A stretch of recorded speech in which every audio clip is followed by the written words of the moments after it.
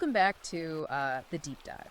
If you are listening to this right now, you're probably looking for something, well, something a little different than the mainstream narrative. Yeah, that's right. You know, you're looking for the signal and the noise. And today we're not just looking for a signal. We are tapping into a frequency that most of society is desperately trying to jam. We are going completely off the reservation for this one. It is certainly a broadcast that demands attention. It's not just background noise. It is the sound of the foundation cracking, really. Exactly.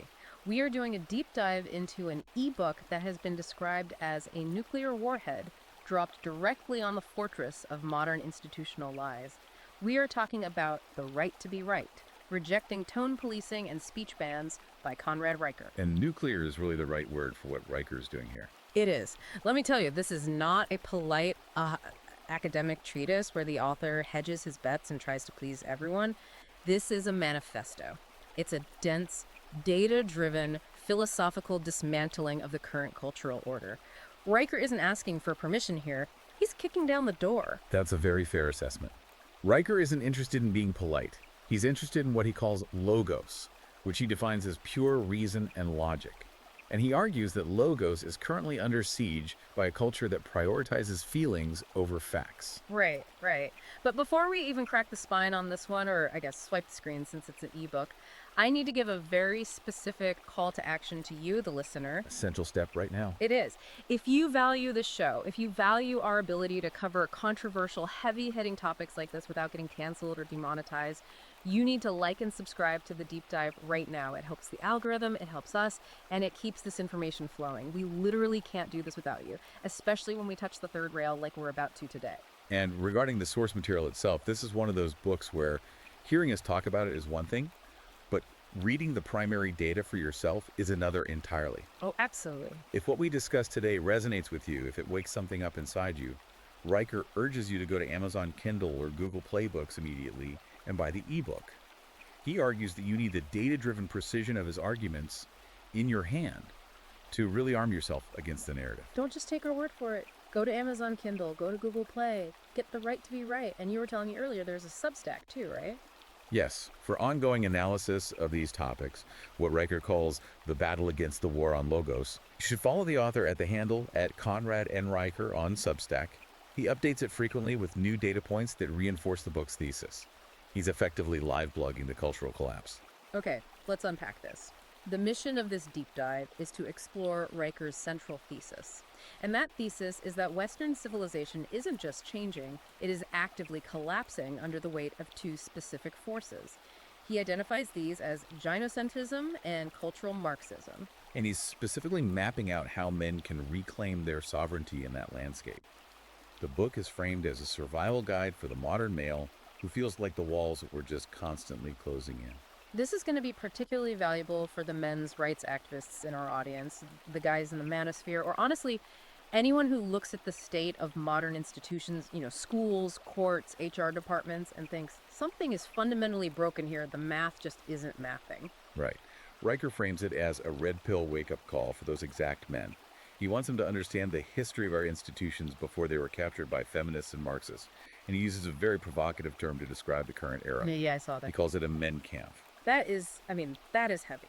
And obviously that triggers a lot of historical associations. Let's break that down immediately. What does he mean by using that specific terminology? We have to be clear, we are just reporting his views here. Of course.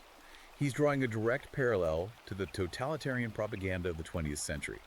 His argument is that we are living through a systemic, institutionalized demonization of the male sex. So he's saying men are the new scapegoat.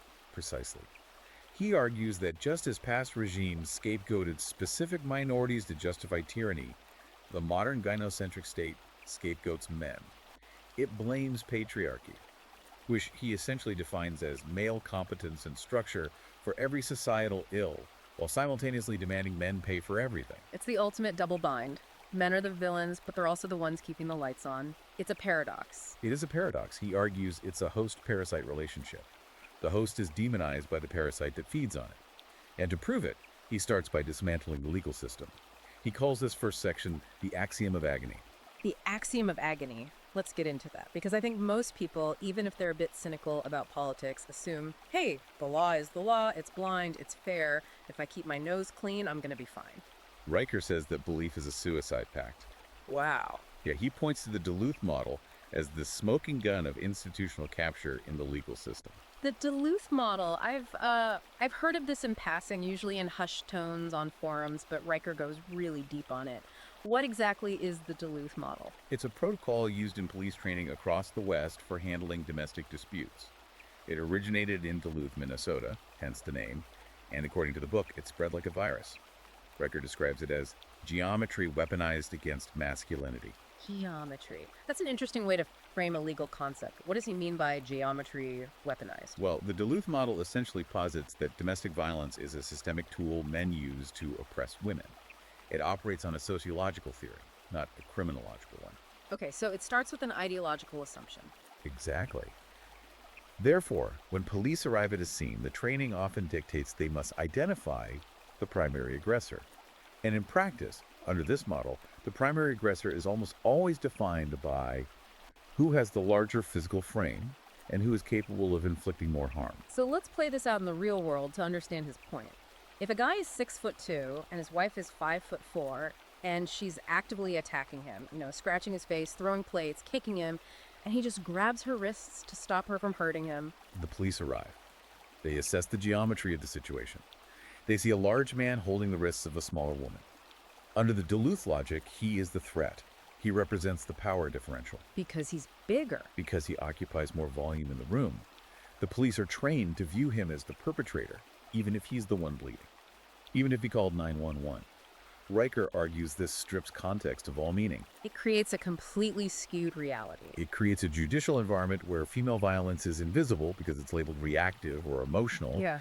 and male self-defense is a felony because of his size. That is terrifying. It's like being guilty of physics. You are guilty because you exist in 3 dimensions more than the other person. And the book argues it's driven by money. This is a key theme Riker returns to over and over. Follow the money. You cannot understand the oppression of men without understanding the financial incentives behind it. So where is the money coming from in this context? Riker breaks down the Violence Against Women Act, or VIWA. He argues it created a perverse incentive structure. States get federal dollars based on the volume of arrests and restraining orders they process. Wait, really? So the more men they arrest, the more funding the police department gets? Exactly. Right. It effectively puts a bounty on the heads of men and fathers. It turns the justice system into what Riker calls a meat grinder. If you arrest the man, you generate a statistic that qualifies the state for the grant money. And if they don't arrest him? If you investigate the woman, or if you say, look, this was a mutual argument, go cool off, you generate nothing. The economic incentive is to arrest the man every single time. The department needs that cash flow for new cruisers and overtime pay. It turns justice into a business model, a volume business where men are the raw material. Yes. And speaking of business models and money, we have to talk about the massive cultural turning point Riker highlights in the book, the Johnny Depp versus Amber Heard trial. Riker calls this the Emperor's New Clothes moment for the 21st century. It really was. I mean, the whole world watched that play out. It was completely unavoidable. Why does Riker think it was so pivotal for his thesis? Because for years, the dominant cultural narrative was, believe all women. Riker argues this slogan is actually a demand for the suspension of logic. It's a demand to believe without evidence. An anti-logos statement. Exactly. It essentially says her gender is her evidence. But the Depp trial brought what Riker calls forensic reality into a head-on collision with that narrative. You had audio recordings of her admitting to hitting him. You had photos. You had hard data. And suddenly, that victim narrative just collapsed. We all heard her voice on those tapes taunting him, telling him to tell the world that he, a man, was a victim of domestic violence and seeing who would believe him. It crumbled. Riker says it exposed that believe all women was really just a cover for female abuse. It showed the world that women can be, and often are, the aggressors in a relationship. Which totally shatters the Duluth model assumptions we just talked about. It does. But, and this is a huge but that Riker emphasizes in the book, we shouldn't get too optimistic about the Depp verdict. Why not? Depp won. Doesn't that prove the system works if you just fight hard enough and tell the truth? Riker says Depp won because he had a $30 million war chest. He compares Johnny Depp to a guy named Brian Banks. Brian Banks. That name sounds familiar, but remind the listeners who that is and what happened. He was an NFL prospect, a high school football star with a full-ride scholarship to USC. He was falsely accused of rape by a classmate in a school hallway. Right. But he didn't have millions of dollars. He didn't have a dream team of Hollywood lawyers. He just had the standard public defender. Right. And his public defender told him, look, if you go to trial, you're a large black man accused by a young girl. You will get 41 years to life. Take the plea deal. Unbelievable. So he took the plea. He did. He served 5 years in prison and 5 years on probation wearing a GPS anklet. He lost his football career. He lost his youth. Did the truth ever come out? Years later, yes. The accuser actually contacted him on Facebook and was secretly recorded admitting she fabricated the whole thing. He was eventually exonerated, but his entire life was completely derailed. So Riker's point is that justice is essentially a luxury good. In a gynocentric regime, yes. If you are a man, you have to buy your innocence back from the state at a premium. If you're a normal guy, a Brian Banks, the meat grinder just eats you alive. The system assumes guilt, and you have to purchase the opportunity to prove your innocence. And most men simply can't afford the cover charge. That's the tragic reality Riker is trying to expose. That leads us directly into another massive part of the book, the family court system. If criminal court is bad, family court seems to be the deepest circle of hell in Riker's analysis. He refers to it as a wealth transfer mechanism. He views family court as the actual engine of the matriarchy. It starts with what he calls the no-fault divorce syllogism.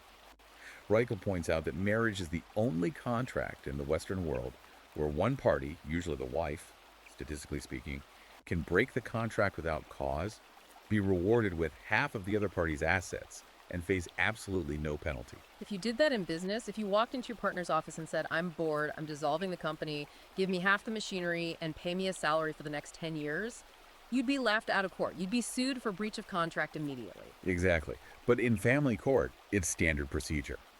And according to the book, it gets even worse when you factor in Title 4D. Title 4D. This sounds like bureaucratic alphabet soup, but Riker claims it's the root of the evil here. Unpack this for us. It is the section of the Social Security Act that creates the financial incentives for the state to separate fathers from their children. Basically, the state government gets kickbacks or incentive payments from the federal government for every single dollar of child support they collect. Wait, so the state effectively becomes a collection agency that takes a cut. Riker argues the state essentially becomes the substitute husband. The woman divorces the man, kicks him out of the house, but uses the power of the state to extract his resources. And the state is happy to do it because they get paid. The state takes a cut of that extraction to fund its own bureaucracy. The judges, the clerks, the administrators, their salaries and department budgets rely on this money. Sure. So the judge and the system itself all have a direct financial interest in maximizing child support payments. And how do you maximize those payments from a legal standpoint? By minimizing the father's custody time. If custody is split 50-50, support payments are usually lower or even zero because the costs balance out between the households. Makes sense. But if the mother has sole custody, the payments are pushed to the maximum.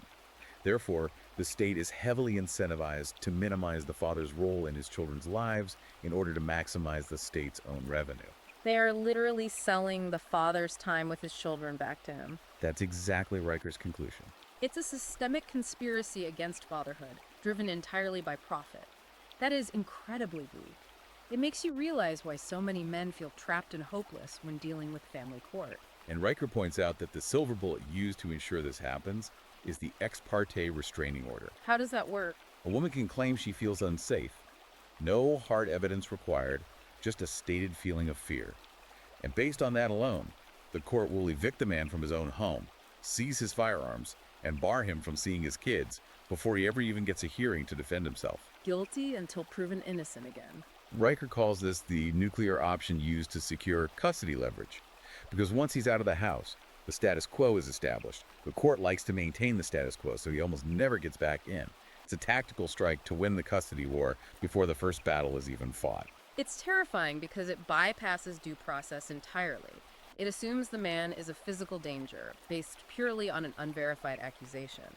And Riker argues this isn't just about law, right? It's deeply tied to economics. He moves from the courtroom to what he calls the ledger of larceny in Section 2. Yes, Section 2 is where the book gets heavily into the economic data. Riker challenges the mainstream feminist narrative of the glass ceiling by exposing the reality of the glass cellar. The glass cellar! I love that imagery. We always look up at the boardroom, but we never look down at the sewer. It's the subterranean reality of civilization. Riker cites Bureau of Labor Statistics data showing that men represent approximately 92% of all workplace fatalities. 92%. That's staggering. It's not a gap, that's a massive chasm. It's almost exclusively men dying on the job. Riker argues that men do the dirty, dangerous, and deadly work. They are the ones down in the coal mines, out on the deep-sea oil rigs, the high-voltage linesmen working in the middle of an ice storm to restore power. They are the actual infrastructure. Right, the invisible backbone of society. When you flush your toilet, a man is dealing with the sewage. When you turn on your lights, a man is risking electrocution to keep them on. But all we ever hear about in the media is the wage gap. Women make 77 cents on the dollar. It's on every bumper sticker and repeating in every HR seminar. And Riker completely destroys the wage gap myth using economic data. He calls it a hazard premium.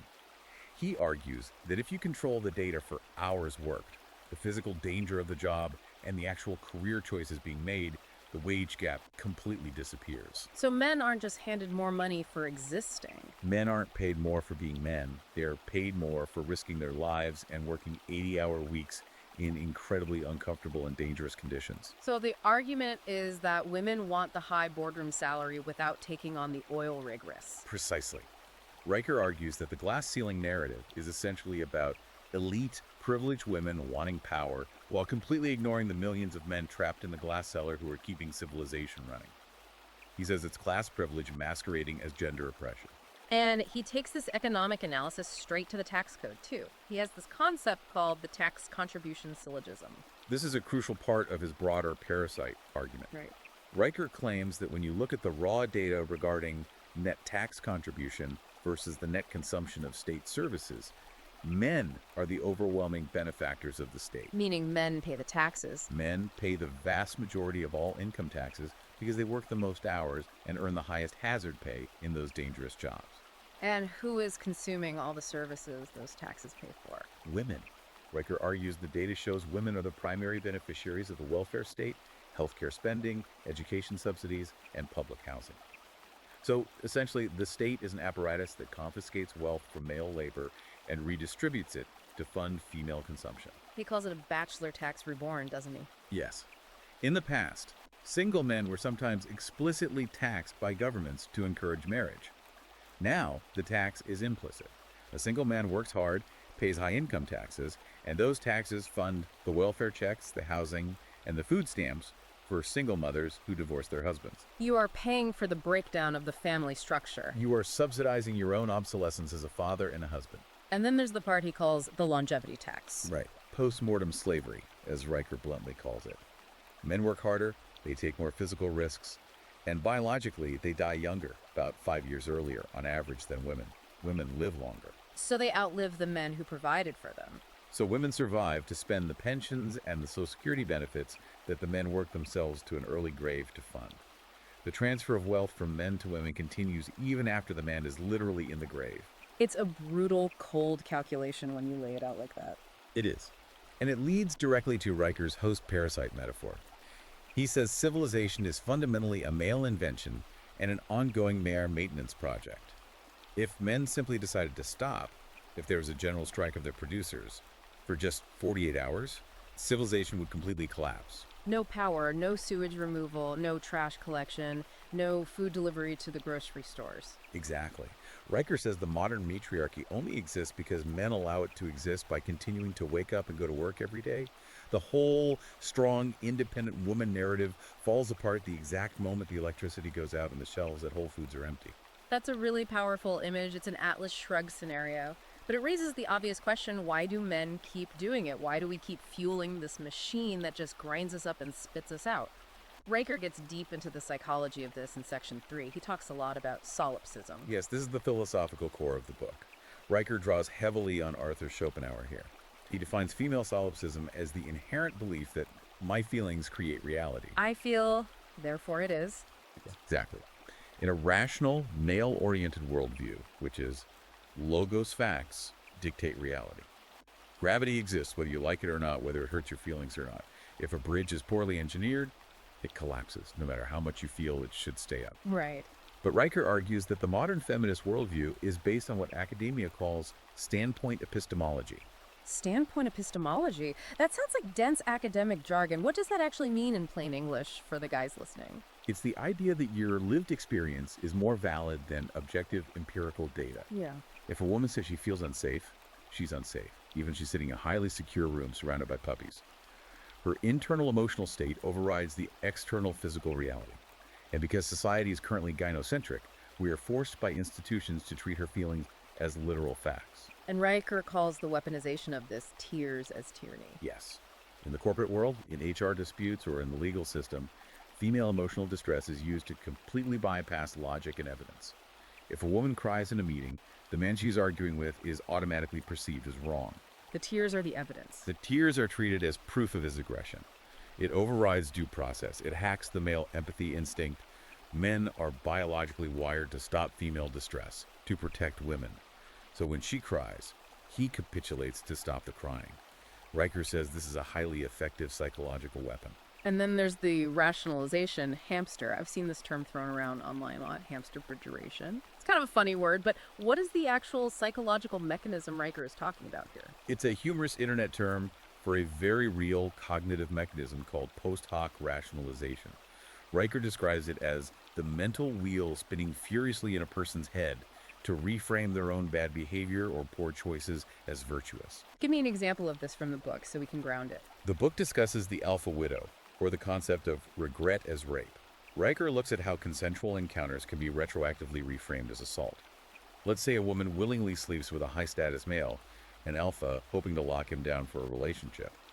He sleeps with her, but he doesn't call her the next day. He exercises his option to leave. She feels rejected. That obviously stings. It stings her ego. But her ego cannot accept the reality that she made a bad strategic move, or that she wasn't high value enough to keep him around, or that she was just pumped and dumped. Right. So the hamster wheel starts spinning. She tells herself, I didn't choose to sleep with him and get rejected. He manipulated me. He took advantage of my vulnerability. I was coerced. She retroactively reframes a consensual bad choice as victimization to protect her ego. So it literally turns regret into a crime. It creates a reality where women are never accountable for their own choices. If the outcome is bad, it must be because the man was evil, not because she was foolish or made a miscalculation. And Riker ties this directly to the concept of the shit test. This is another term that gets thrown around a lot in the manosphere. How does Riker define it biologically? He uses an evolutionary psychology framework. He argues a shit test is a biological audit. A woman subconsciously creates conflict or drama out of nowhere to test a man's strength and his emotional frame. She's shaking the fence to see if it falls over. Precisely.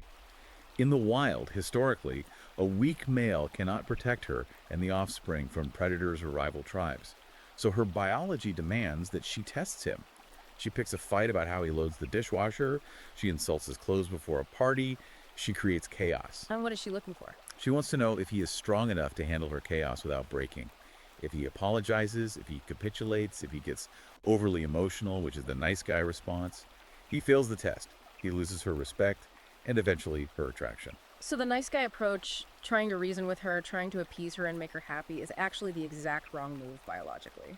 Riker argues the nice guy fallacy is thinking that being submissive and accommodating will earn you love and desire. It doesn't. It earns you contempt. The biological female imperative seeks strength, not subservience. She wants a rock, not a pillow. So what does the book say is the right response? Stoicism. You ignore the manufactured drama. You laugh at it. You hold your frame. You refuse to be moved by the emotional chaos she is throwing at you. You show her through your actions that you are the immovable object. That makes a lot of sense. And Riker even reframes the whole Karen meme in this context, right? Yes, this part is brilliant. He says a Karen isn't just an annoying, entitled lady demanding to speak to the retail manager. She is a woman weaponizing the power of the state. She sees a man doing something she dislikes, birdwatching, having a BBQ in a park, just existing in her vicinity, and she immediately calls the police. She calls the patriarchy to handle it. Exactly. She claims to hate the patriarchy, but she relies on it completely to enforce her personal emotional boundaries. She is leveraging the state's monopoly on violence to serve her feelings. I am uncomfortable, therefore men with guns must come and remove you. It's the ultimate expression of solipsistic entitlement. It all connects so perfectly. The psychology drives the legal system, which in turn drives the economics. Now let's move to section 4, the war on the mind. Because Riker argues this indoctrination starts very young. He calls this section the pedagogy of the pawn. Riker argues the modern education system has declared a literal war on boys. How so? Walk us through his argument there. First, he points to the feminization of the classroom environment. Sitting completely still for 8 hours a day, rote memorization, strict compliance, verbal consensus over debate. These are traits that naturally favor female biology and development. And boys don't operate that way. No.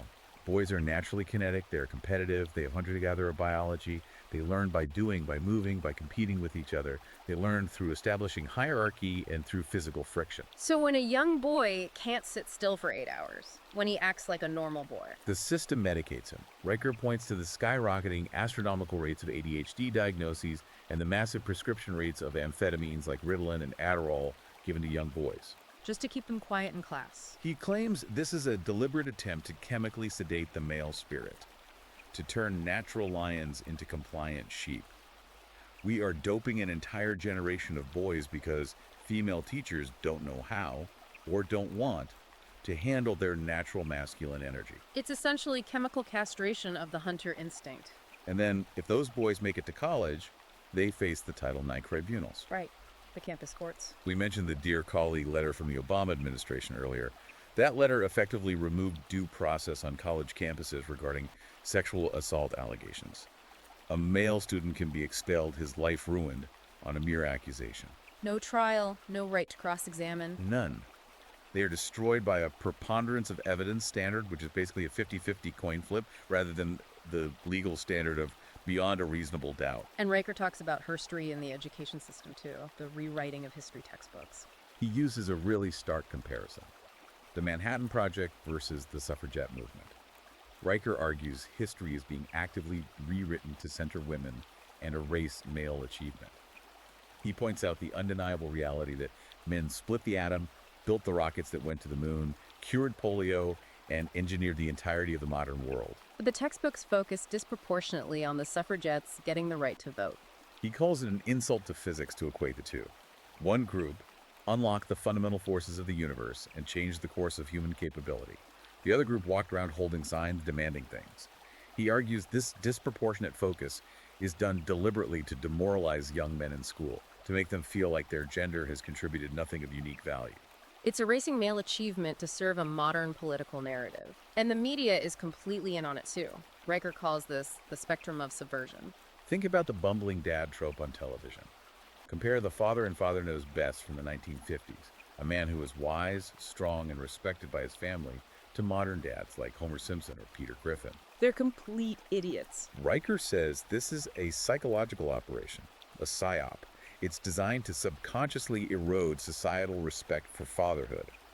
If the dad is portrayed as a lovable but incompetent idiot, the family doesn't really need his leadership. And if they don't need him, the state can step in and replace him. And then you have the whole girl boss trend in movies. Riker is absolutely brutal on this topic. He points to movies like The Woman King or the recent Charlie's Angels reboots. You have these 120-pound women physically dominating and beating up 200-pound trained male soldiers. Which is biologically absurd. He says this intentionally gaslights the audience about biology. It teaches young women they're physically equal to men in combat, which is highly dangerous because it leads them to confront men in real life, expecting movie physics to apply to reality. And simultaneously, it tells men their innate physical strength doesn't matter or is somehow obsolete. And then there was that infamous Gillette commercial, The Best Men Can Be. The ultimate corporate monetization of misandry. A men's razor company actively insulting its own core customer base to appeal to a feminist cultural narrative. Telling men to stop being toxic. It framed traditional masculinity, the instinct to protect, to provide, to compete, as inherently toxic. Riker uses this as the prime example of get oak, go broke, but he notes something important. The ideology often trumps the profit motive for these corporations. The people inside these companies are willing to lose millions of dollars just to push the ideological message. Riker also touches on the medical bias against men. He calls it the medical industrial complex. He does a side-by-side comparison of funding for breast cancer versus prostate cancer. They have very similar mortality rates, but breast cancer gets billions more in federal funding, corporate marketing, and public awareness campaigns. There are pink ribbons on everything from yogurt cups to NFL uniforms. But prostate cancer gets almost nothing in comparison. Riker argues this data proves society inherently values female life over male life. Male suffering is invisible and expected. When men die, it's just a statistic. When women die, it's treated as a national tragedy. And the soy boy phenomenon, Riker addresses this. Is that just an internet meme, or is there actual science behind what he's saying? Riker points to the hard science of environmental xenoestrogens, the microplastics, the agricultural pesticides, and the massive amounts of birth control hormones that end up in the recycled municipal water supply. So it's in the water we drink? He argues this is actively lowering male testosterone on a massive population level, creating a physically weaker, more docile and compliant male populace. We are chemically engineering men to be less aggressive and more passive so they are easier to manage. It's a literal Brave New World scenario. Okay, we've covered the legal trap, the economic theft, the psychology of solipsism, and the cultural indoctrination. It's a very grim picture. It feels like the walls are totally closing in on men. But Section 5 is where Riker finally pivots. He says there is a solution. Yes. The book is titled The Right to Be Right, and the solution begins with the absolute rejection of tone policing. What does rejecting tone policing mean practically in day-to-day life? It means prioritizing logos logic and truth over pathos emotion. Riker says men have been socially conditioned to apologize for stating facts if those facts happen to hurt someone's feelings. Oh, I can't cite those crime statistics. It's insensitive. Exactly. I can't talk about biological IQ differences. It's mean. I can't bring up the wage gap data. The solution Riker proposes is simple. Stop apologizing for reality. Separate harm from offense. That's the key distinction. Harm is physical damage or financial theft. Offense is just a feeling inside someone else's head. Riker says you have the absolute right to state verifiable facts about crime stats, about evolutionary biology, about economics, even if it deeply offends the listener. The truth is not hate speech. The truth is the only thing that actually matters. But if the entire system is rigged against you from family court to HR, can you really win just by arguing the facts? No. Riker argues you cannot win inside their system. The game is fundamentally rigged. So you have to exit the game. He calls for strategic withdrawal. This is what the internet calls monk mode or ghost mode, right? Yes. This brings us back to the Atlas Shrugged concept we discussed. Riker suggests economic sanctions. Men should withdraw their labor and their engagement from a system that actively hates them. Don't feed the beast. Exactly. Don't work 80 hours a week just to pay exorbitant taxes to a state that despises your gender. Work only enough to sustain yourself and your goals. Starve the beast. Stop buying the expensive diamond rings. Stop funding the lavish dates. Stop fueling the consumer economy that hates you. And a big part of this is the marriage strike. He is incredibly adamant about this point. He says marriage under the current laws is simply a terrible legal contract for a man. If you are entering a contract where you have a 50% statistical chance of losing half your life assets and access to your own children, the only rational, logical move is to refuse to sign the contract. Do not get married. Don't get married. Don't sign the paper. And don't cohabitate in states that have common law marriage provisions, because they will trap you that way too. So stay single, keep your resources to yourself. And secure those resources so the state can't touch them. Riker talks about acquiring the golden passport. This means acquiring high-level skills that are portable and unseizable. Learn to code, master a physical trade, become entirely indispensable. And he is very, very big on crypto and Bitcoin in this section. Why Bitcoin specifically? Why not just gold or real estate? Because he calls Bitcoin the financial instrument of the male exodus. It's a way to completely bypass the fiat matriarchy. How does that work in practice? If your money is sitting in a traditional bank account, a family court judge can seize it with a signature. The IRS can freeze your accounts. If your wealth is in real estate, they can put a lien on your house. But if your wealth is in Bitcoin, held in a private key that you memorized in your head, it is mathematically unseizable. They can't take what they can't access. It gives you ultimate sovereignty. It represents true property rights that the state cannot violate with a court order. It's fuck you money in the truest, most literal sense of the term. He also talks about building parallel institutions. He uses the term the New Jerusalem. He envisions the creation of male-only spaces, professional guilds, networking groups, private businesses that operate strictly on merit and logic, and that explicitly exclude HR departments and DEI mandates. The complete separation. Creating a manosphere economy where sheer competence is the only metric that matters. He says men need to stop trying to fix Harvard, or trying to reform Disney, or trying to vote their way out of this. Let those institutions rot from their own incompetence. build your own parallel structures. And then he details this protocol called the Iron Return. What is that? It's a physical and mental protocol, he suggests, for men trying to break out of the conditioning. A strict 40-day period of physical isolation, intense training, and fasting. A reset. Yes. He says men need to physically detox from the soy culture, get completely off the internet, lift heavy weights to the point of exhaustion, eat a clean diet, and fast to clear the mind. Reclaim your natural testosterone levels and your innate biological aggression. You have to kill the inner weakling that society installed in you. And the goal of all this is to become what he calls the Stoic sovereign. That's the ultimate mental defense, the final evolution, to become the rock in the ocean. When the waves of female hysteria and societal solipsism crash against you, you don't move an inch. You define the frame of the interaction.